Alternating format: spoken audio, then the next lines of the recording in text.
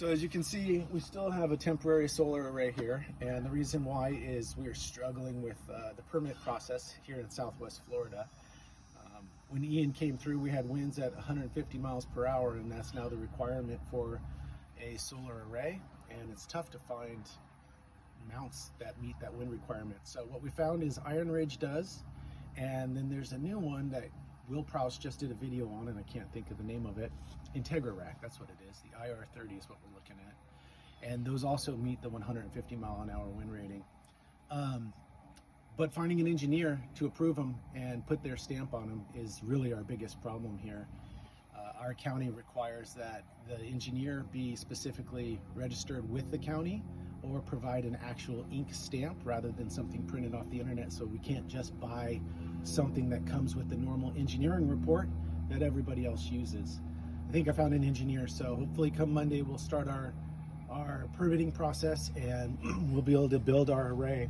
Right now we have a single array of 8 460 watt panels.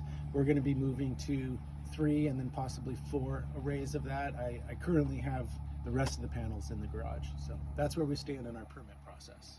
Well, Kev, you also wanted to do it without having to do concrete footings or pour concrete, but I think we've run into some challenges with that as well. Yeah, so even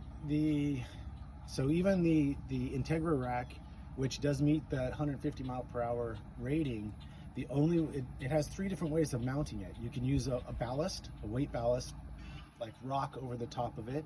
You can use ground screws, or you can mount it to the concrete. Well, the only way it's rated for 150 miles per hour is mounted to concrete. So that means now, rather than just using the ballast, which is what my intent was, we're gonna have to pour a pad and mount them to the pad. Or we can go with Iron Ridge, who has a great rack that is apparently used around here frequently.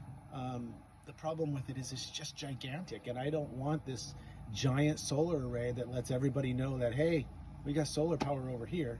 I want to build an array that sits pretty much like this and then build a fence around it so nobody can see it, is my intention. And I don't have to look at it. And you don't have to look at it. And there was also, you wanted the ones that you could twist kind of flat, so in a hurricane we get less lift on it, but that's been a little bit of a challenge. Yeah, especially with these wind requirements, finding ones that are adjustable that meet those requirements are tough. It's tough.